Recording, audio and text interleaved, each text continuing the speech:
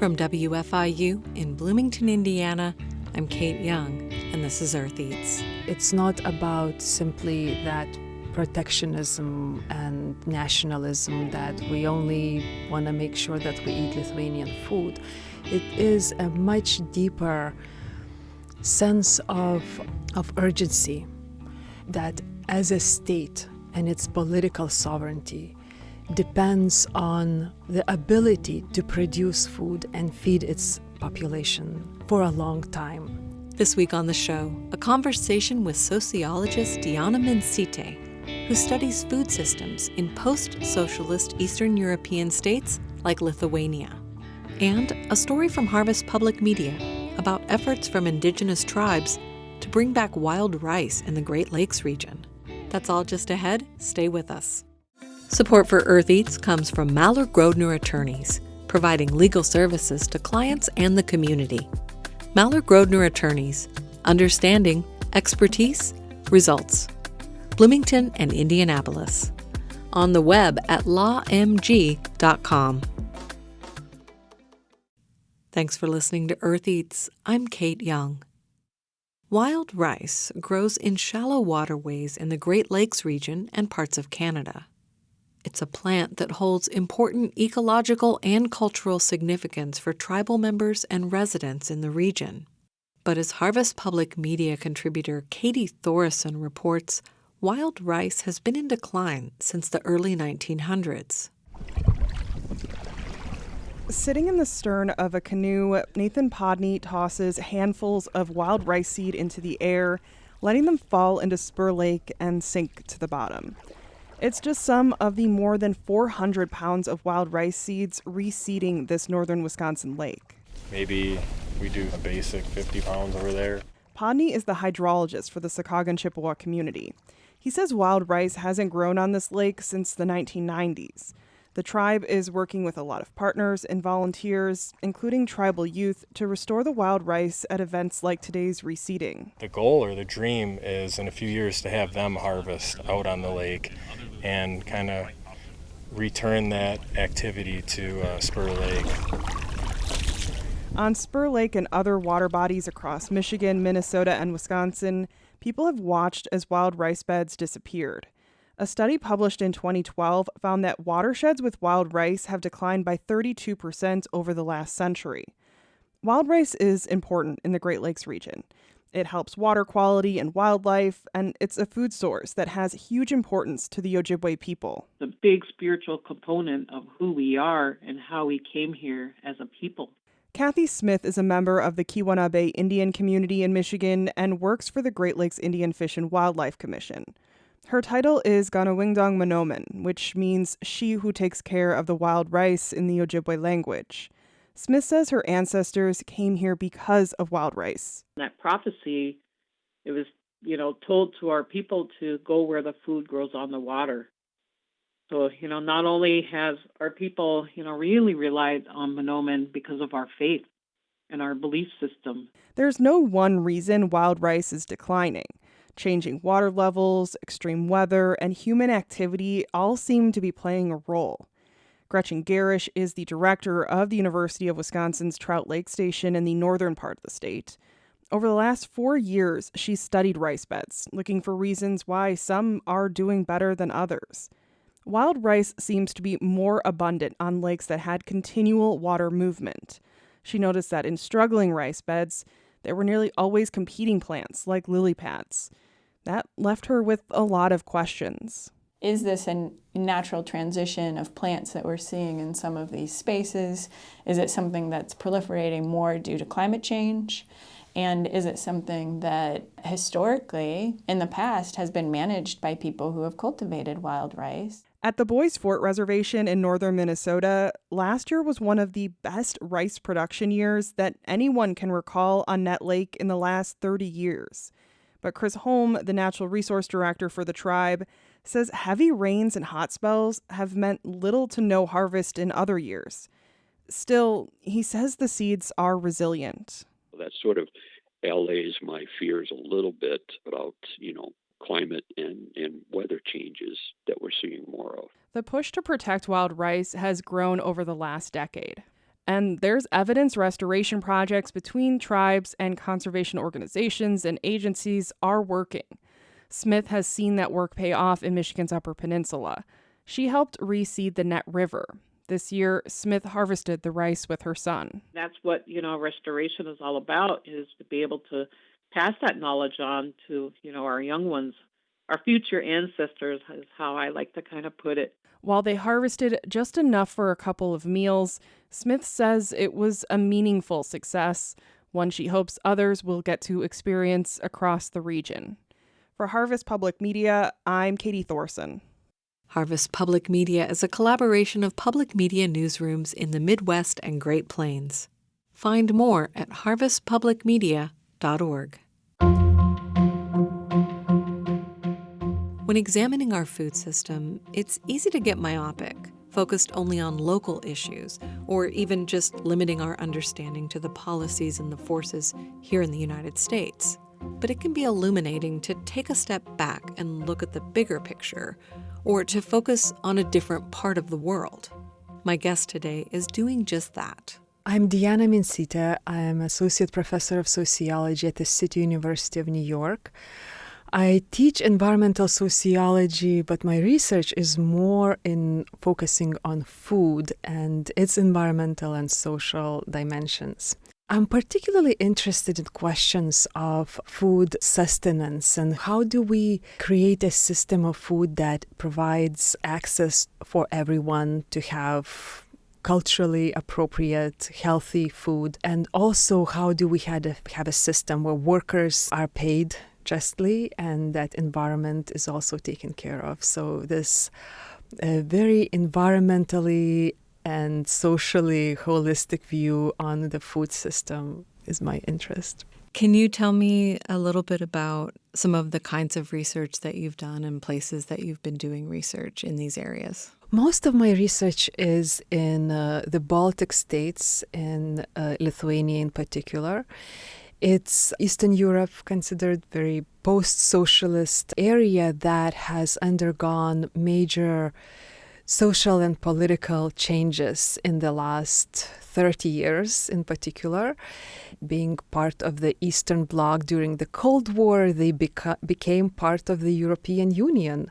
And that means not only just transitioning from one country, kind of becoming part of a different country, but it also means major reforms where the socialist agriculture, collectivized agriculture, had to be privatized, and it became subject to all rules and regulations for health and hygiene, and became subject to global food markets. So Lithuanian farmers now have to compete on the global market with producers in other parts of the world that might have better technology and access to easier access and transportation costs to consumers. So it's a very dynamic space, and that tells us a lot about how that system works.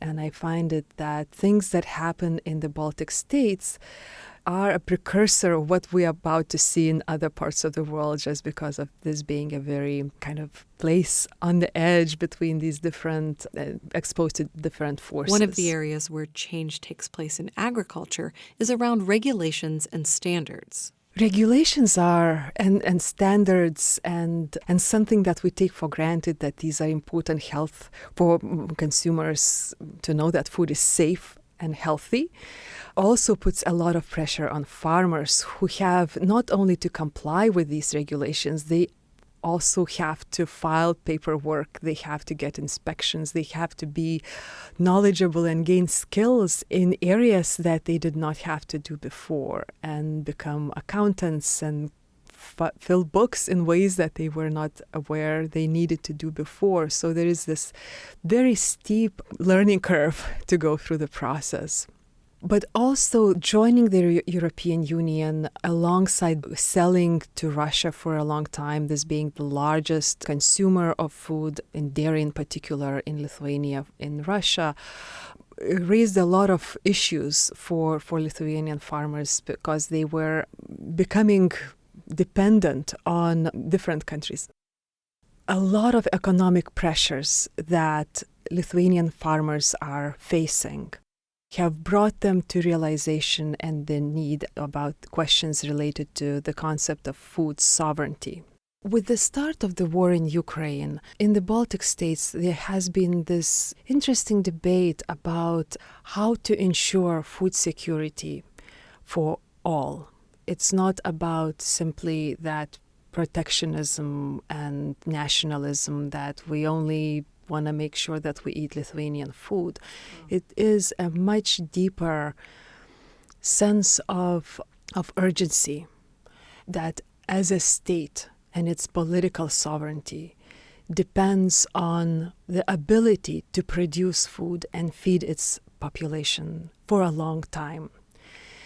In addition to experience and understanding of this fragility of the economic system and the implications, gas prices, refugees, cutting off fertilizers coming from the war in Ukraine, that put extra pressures on and stresses on the economy. There was also very clear that environmental crisis is also happening, and this year in particular we are seeing drought that will undermine dairy economy. There is just feed is very limited, and these compounding crises have brought to the fore the issue of the long-term sustainability of the food system that will ensure that everybody has food, and as part of that there will be social order and life will continue. So it goes to this very profound sense of importance of food. And that is this particular sense of urgency in terms of food sovereignty that we have seen in the context of the war in Eastern Europe in general, in the Baltic states in particular, that may be different in other parts of the world, what that food sovereignty looks like. It has the national security implications in ways that it may not be visible in other countries.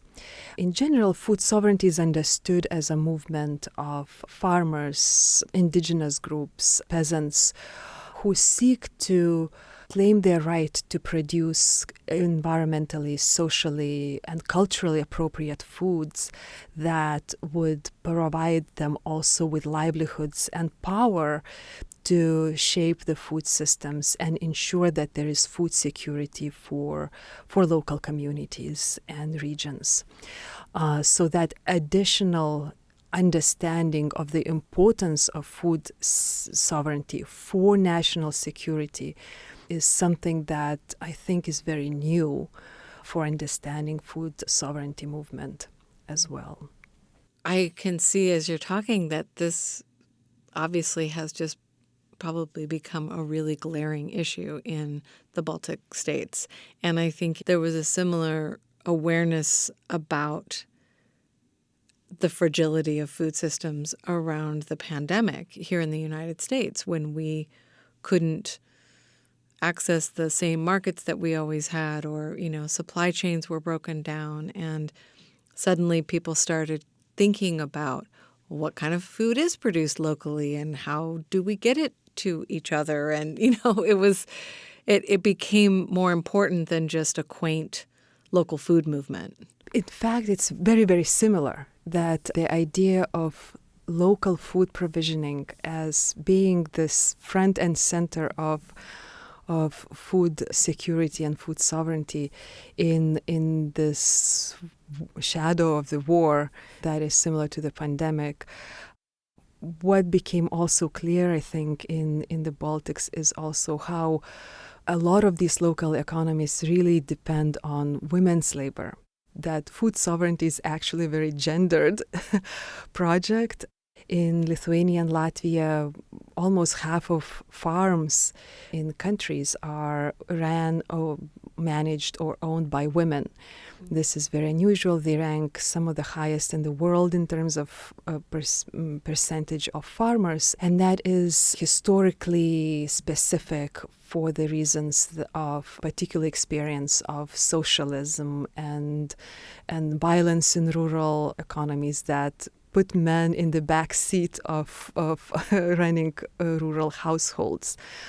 So women have access to land, but they very often do not have enough recognition for the kinds of additional challenges and additional work that they are doing for that, maintaining these local food economies and being so central for that food sovereignty and by extension national security. In some ways, one of the realizations in this process of doing this research was just getting to see how women are important for national security. Women farmers are central for that project of enabling a diverse, spatially distributed food economy that is very resilient.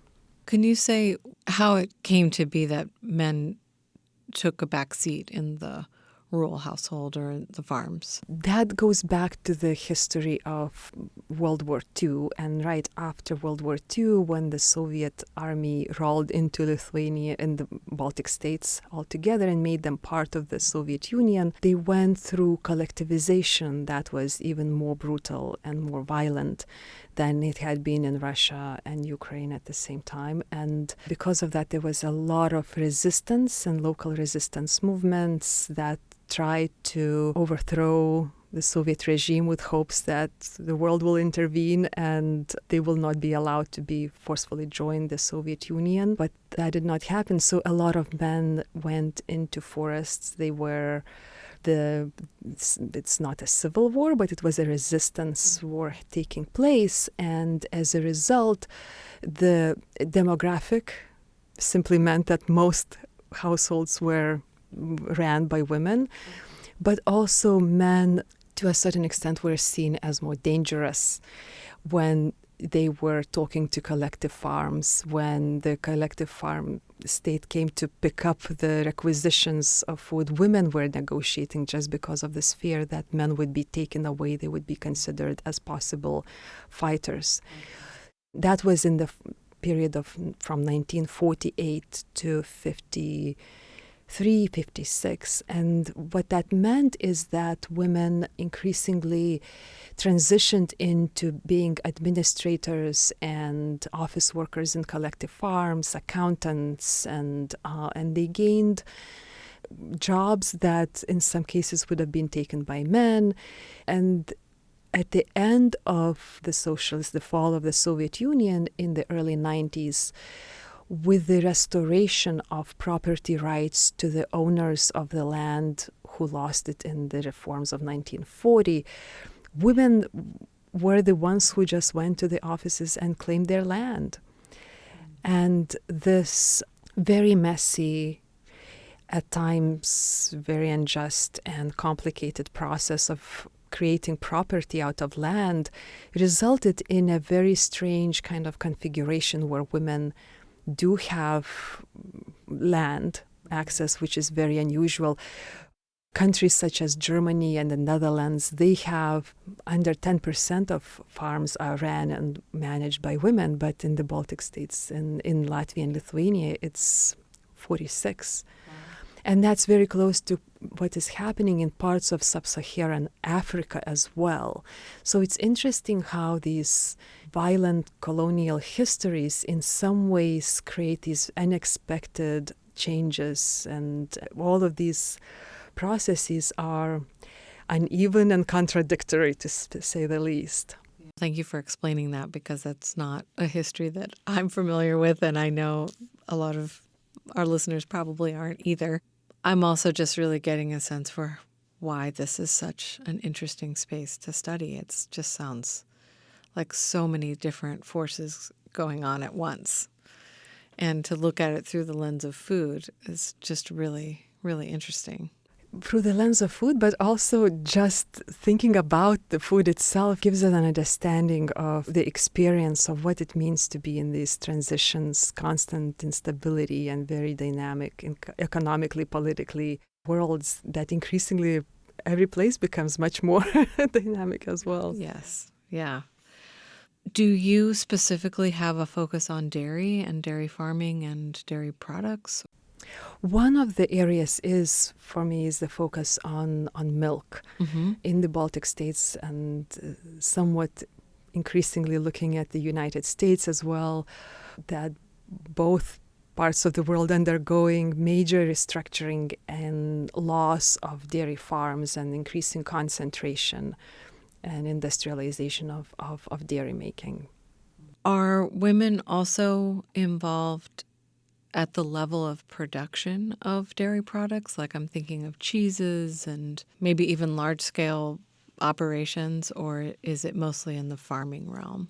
Women are very much involved in dairy production, and from the 1990s, almost most of the farms were actually dairy producing, not necessarily selling, but the idea of a cash cow has been very popular precisely for the reason that cows provided the much needed access to cash at the times where pensions or any other kind of social security system was not around. So having a dairy cow or two or three meant that you would be able to consume food, the much necessary protein, and your family as well. If you have surplus, you can sell it or exchange it for what you needed. And if that fails, you produce cheese and you can sell it for more and or store it. So there is all these ways in which dairy allows you to ensure your kind of food security, access to cash, and just the livelihood that in some ways the kind of sense of identity and being in the world where you do things and you see results, and that is what a lot of farming is about, is seeing the meaning in process of doing that. My guest today is Diana Mincyte. She's a sociologist at City University of New York. We'll have more from our conversation after a short break. Stay with us.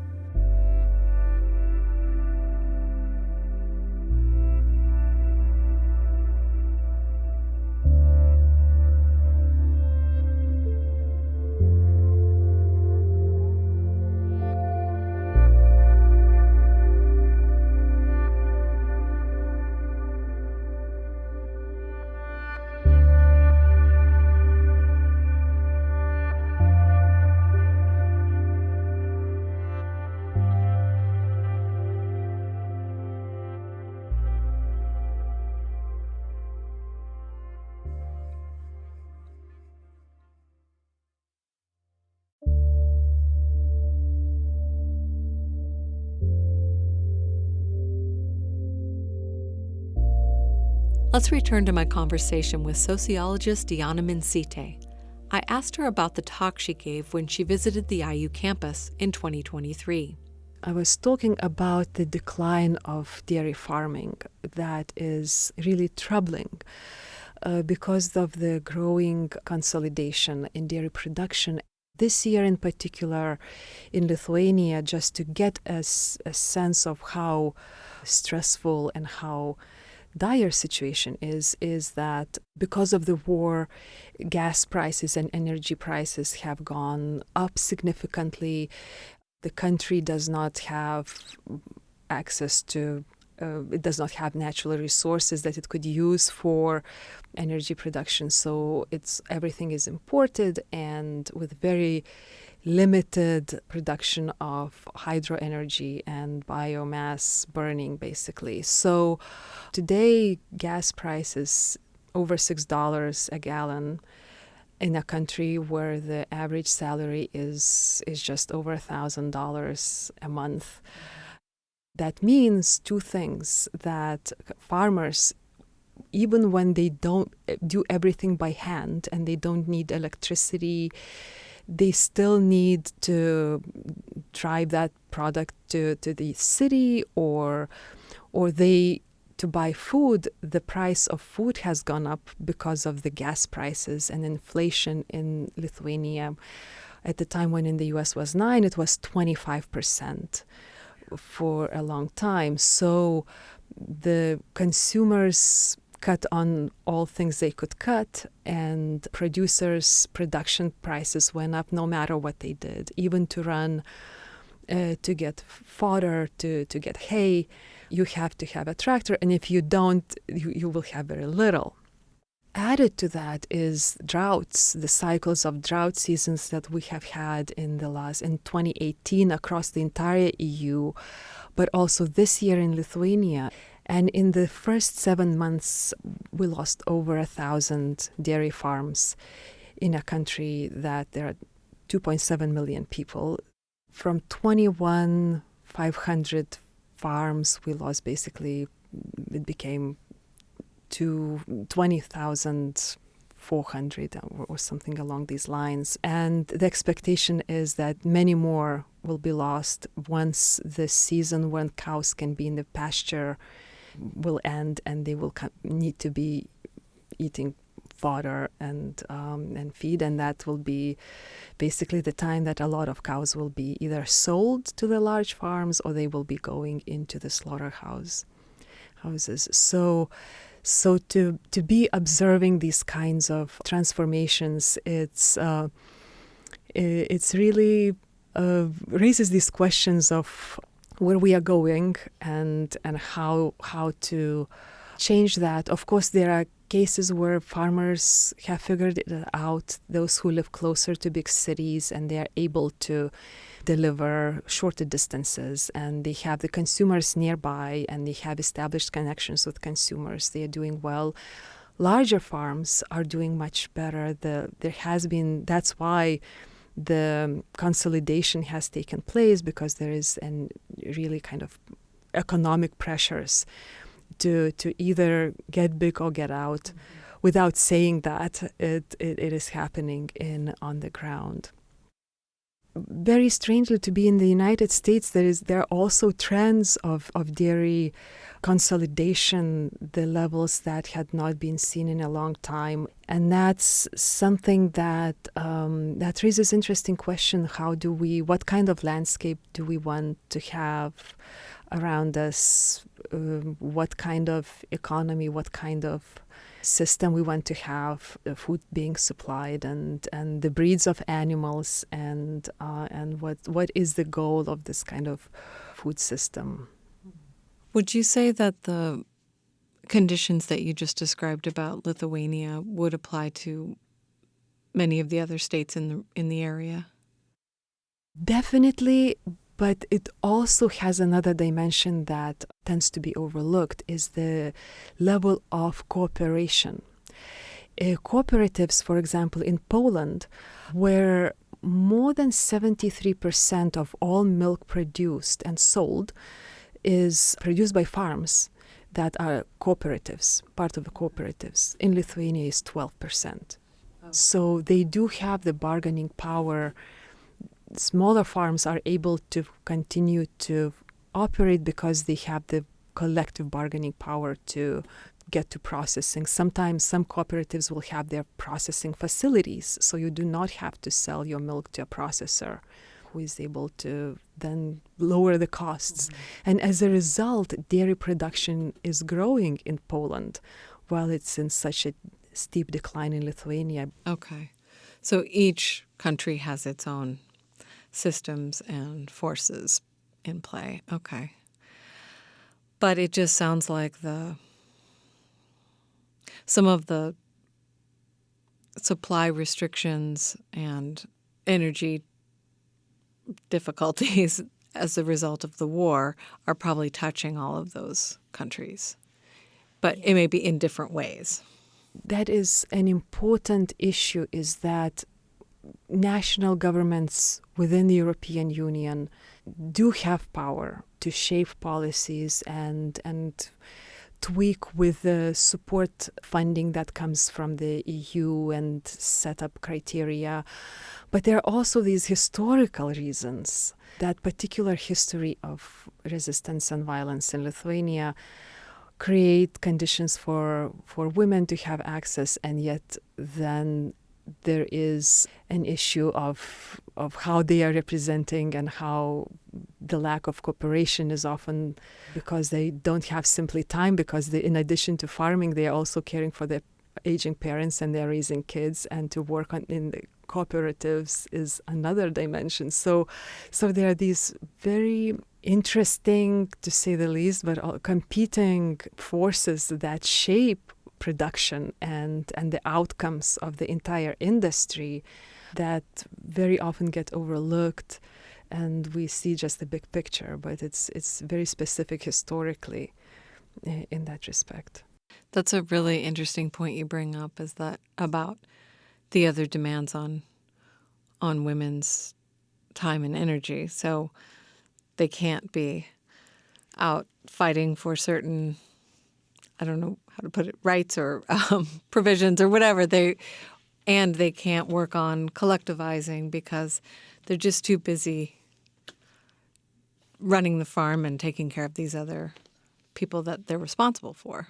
Well, in fact, women are doing a lot of things, and in fact, in environmental movements, women are usually the face of environmental movements and alternative agri-food economies.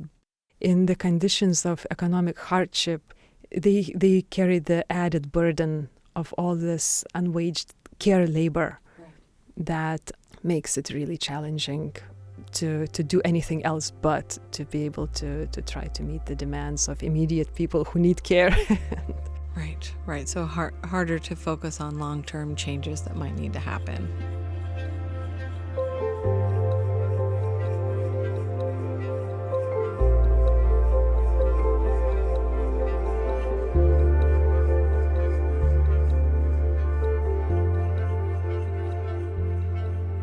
Did you want to say anything about the research that you're planning on doing with Elizabeth Dunn and other colleagues in Ukraine? The new project is involving not only scholars who are working in the United States, but working directly with scholars working in Ukraine. And that is of immense learning for everyone, and it will focus on the dairy economy and the challenges that it is experiencing right now, but also how the post-war, that is hopefully we're edging towards that outcome, reconstruction will inevitably be bringing the reforms in terms of land reform that is in fact will be happening starting January 1st, where the first time since 1917 people will be able to buy land. It's not only people but also foreign companies, also all kinds of investment companies, and that will inevitably create a very dynamic situation where there is going to be the kind of adjustment process, and in that process we would like to be able to go and understand what is happening on the ground, how the experience of the war and how these impending reforms will impact the industry, the sector, and the food that has been so central for the sustenance of rural economies and livelihoods, especially for the smaller farmers who really depend on dairy cows for their survival. So we are looking at the question of how they will respond and what can we learn from the lessons that took place in Poland and the Baltic states before, where these transformations took place so fast as well. So we'll try to apply these lessons and hopefully provide some insights for policymakers and scholars and the public as well. So those land reforms in Ukraine, those will take place, those will go into effect in January regardless of whether the war is over or not. That's just already kind of set in motion. That is already set with the idea of ensuring that the economy is growing and there is interest in development and attracting the capital, as well as part of the idea of that national security will depend on having capital invested in the country. At the same time, one of the arguments that scholars of food sovereignty have proposed was exactly that food sovereignty relies on small-scale farmers who provide food locally.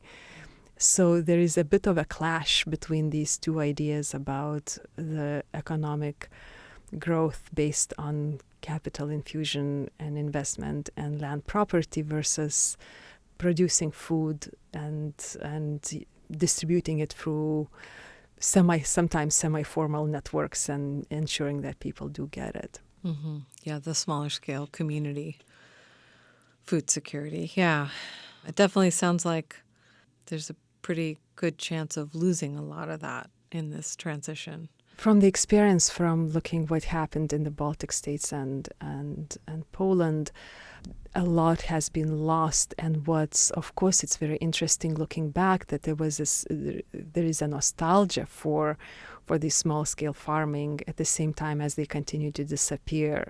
People in the cities, people shopping at upscale markets and farmers markets that are expensive, everybody craves that manual, hand-milked cheese production, anything that's produced non-industrially with care. And we just haven't figured out how to make sure that that doesn't disappear in its entirety and needs to be built from ground and at the time when people will be gone and lost their skills and knowledge. Yeah, I mean, I think it's very similar here. There's plenty of nostalgia and craving for that kind of farming. I mean, you can see it in advertising and everything, that the images that show up on the industrial dairy products and egg products are usually very romantic and pastoral. And that, in a community like this, the farmers markets and small-scale farmers are pretty highly valued by a certain segment of the population.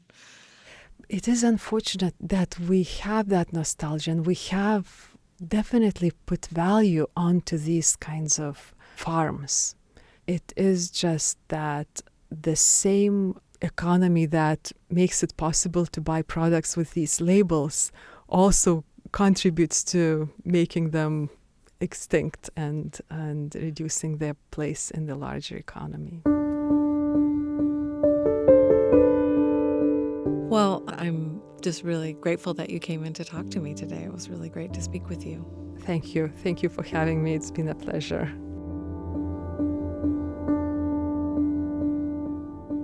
That was Diana Mincyte, Associate Professor of Sociology at City University of New York, City Tech. She visited the IU campus in October of 2023 to give a talk on the decline of dairy farms in Baltic states such as Lithuania and Latvia. You can learn more about her work on our website, eartheats.org.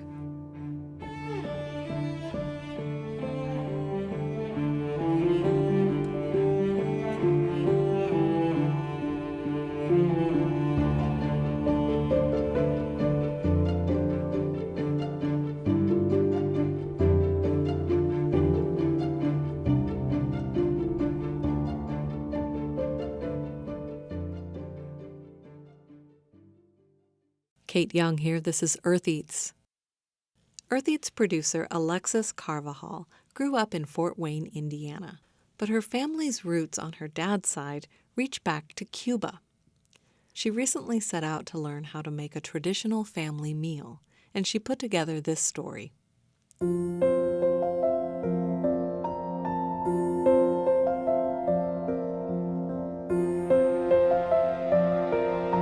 Food is one of the strongest ties to our culture. For most families, there's a recipe that's been passed down through generations. A recipe that's made its way from one country to another against all odds. My grandma immigrated to the U.S. from Cuba when she was young, and with her came a recipe steeped in family tradition. Pernil is a slow-roasted pork shoulder dish that's typically made during Noche Buena, Christmas Eve, or any time you have your whole family gathered together. Although I've never had a family gathering with my dad's side, I knew I wanted to learn this recipe. I may have never been to Cuba or sat at a table with my ancestors, but I can cook the same food they have enjoyed. And I can make that meal with the help of my family. It is a recipe I'm going to be preparing with my dad. a recipe that's traveled from Cuba to New Jersey to Florida and now to a tiny kitchen in Fort Wayne, Indiana.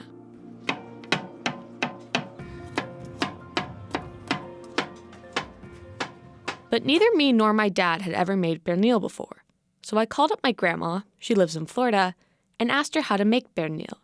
Turns out the process takes 2 days and 5 hours. The first thing you do is you salt it all over, and then you're going to prepare a mixture. You can do the blender also 3 or 4 times, and that mixture is going to be cumin, a lot of cumin, black pepper also is very important.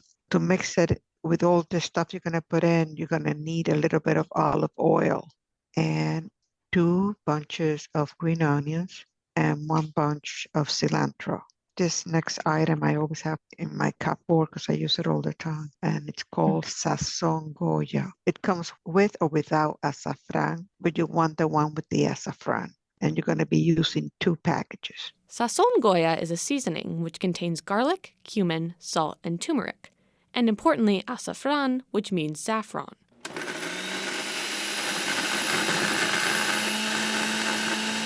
Once we had the mixture blended, it was time to prepare the marinade for the pernil. And also for the mojo, which is the liquid, to marinate it too. It's called Goya marinade. Mojo criollo, or mojo for short, is a staple of Cuban cuisine. It's made from the juice of sour oranges and lime, garlic, oregano, cumin, salt, and pepper. You can make it from scratch if you're feeling ambitious, or you can buy it from the store. The word criollo refers back to Spaniards who settled in Latin America and their descendants. A lot of Cuban cuisine has Spanish roots, like a lot of Cubans do, but with the added Cuban flair.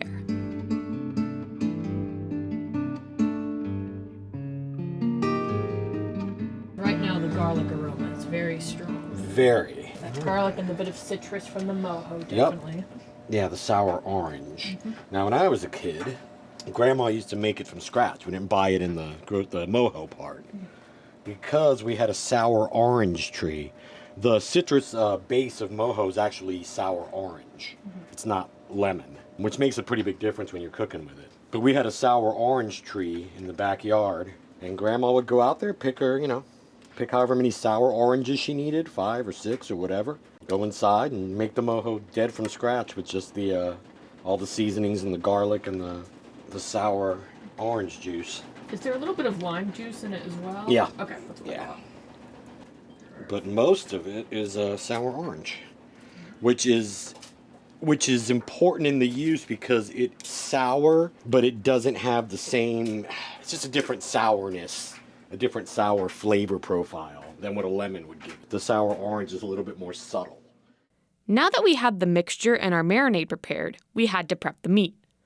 And then you're going to make slits on the pernil, but you don't want to pierce it all the way down. You go halfway. And so in those slits, after you have the mix that you blended in the blender, you're going to fill it. Just put a whole bunch of them in all those holes. And then after that, you're going to also rub it all over the pernil outside. You're going to rub.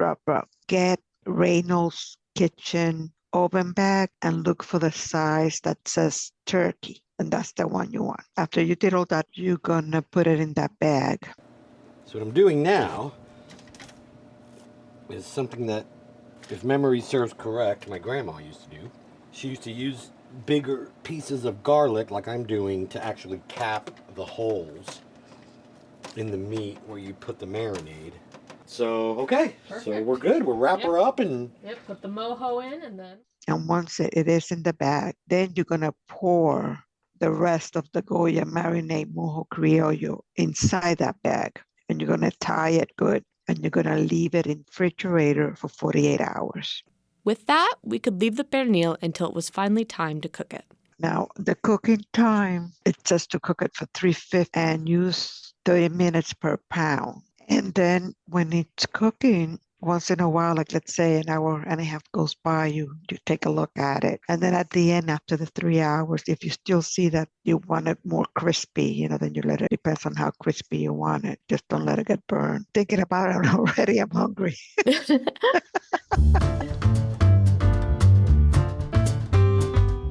Since pernil takes 5 hours to cook, you can prepare some of your side dishes while you wait. So what do you typically serve with it? Rice could be any kind of rice you want. If white rice is what we usually eat. We also have the beans. The Cubans usually use a lot of black beans. There's different kinds of ways to make the beans from scratch. And that comes out from Spain. My grandma used to be able to do those, and I love them. And besides that, you can also make tostones. Tostones are fried plantains and one of my absolute favorites. They're perfectly crispy on the outside and just a little bit softer on the inside. I've only ever ordered them in restaurants, but making them is actually pretty easy. To prepare those, you cut the ends, and then with the point of the knife from one end to the other, you try to slice down, and then just by going back and forth with knife at one point, you'll be able to just with your hand peel them that way. And then after you got that, I usually cut it maybe an inch or less than an inch, but you cut it in pieces. And then you're gonna, if you don't have a plantain smasher, you can also do it with the back of a glass. But first you fry it in chunks like that. You make the oil, it's gotta be very hot. Yeah. You put them in. And when you put them in, they're like, not cooked, so they look more like pinkish or something like that. To know that they're cooked, they gotta be yellow. When they turn yellow and you see the consistency, you take them out. That's when you're gonna smash them. One by one, you smash it down. Once they're smashed, then you have to put them back into that hot oil, but not for long. You can tell more or less how crispy you want them, and then you take them out, and at that point, they're cooked, and just salt them. I love those. By the time the tostones were perfectly fried, our rice and beans were done. Now that we had finished combining all those flavors, it was finally time to taste the fruits of our labor. All right, moment of truth. Let's see what we got here. Time for the taste test. All right, looking pretty good. Get her out of the oven here. All right. Oh, that smells proper. Yeah? Yeah, that smells like my childhood. Oh, that's good. Let's see. Let's taste test it, shall we? Mm-hmm. See.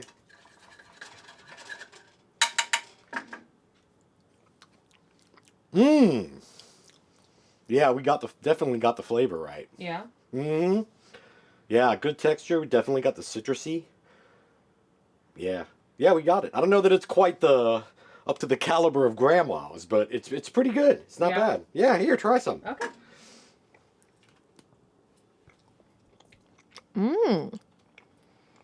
Yeah? Yeah, the rub's really good. Okay. Well, we'll grab our rice and our tostones, and we'll be good to go.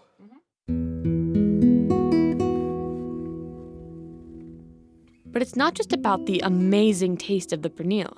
Since it's such an old recipe, there's many precious memories that come with this meal. What is your fondest memory surrounding pernil? Probably in Cuba when I was still little and we would go to the country. That's where most of my grandma's family lived. There would be like more than 20 people gathered together.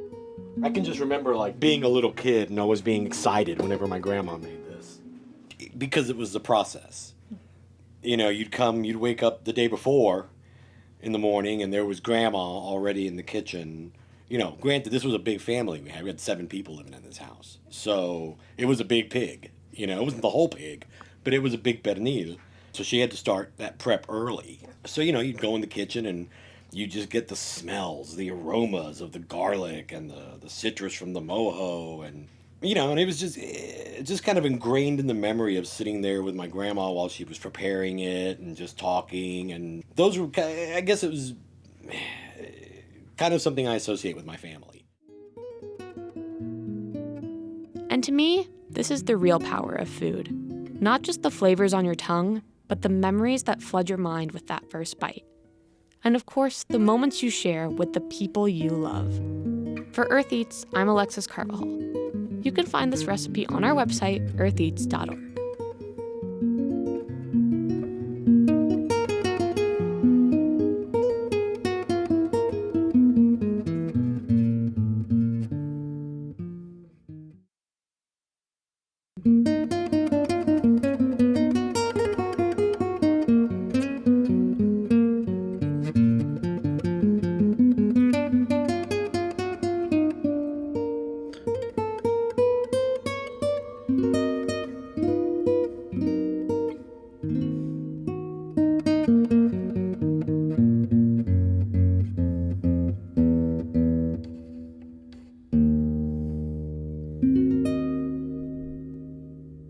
Alexis Carvajal is a producer on our show.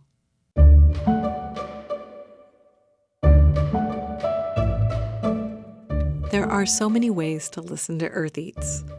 On the radio, WFIU, from our website, eartheats.org, where you will also find photos, links, and recipes, on YouTube through the WTIU channel, and on your favorite podcast app. You can find us on Facebook, and we have an active and lively Instagram feed at Earth Eats. Follow, subscribe, like, and comment. We love to hear from you.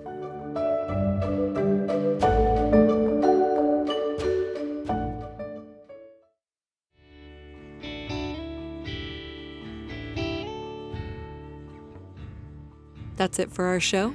Thanks for listening. The Earth Eats team includes Eobon Binder, Alexis Carvajal, Alex Chambers, Mark Chilla, Toby Foster, Daniela Richardson, Samantha Schemenauer, Peyton Whaley, and Harvest Public Media. Earth Eats is produced and edited by me, Kate Young. Our theme music is composed by Aaron Toby and performed by Aaron and Matt Toby. Additional music on the show comes to us from Universal Production Music. Our executive producer is Eric Bolstridge.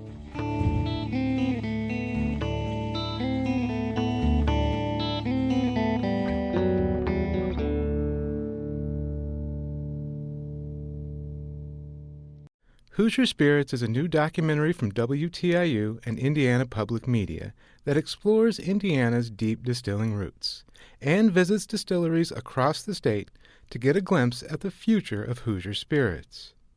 Learn more, check out a map of Indiana distilleries, and get the recipe for our exclusive cocktail at WTIU.org/Hoosier Spirits.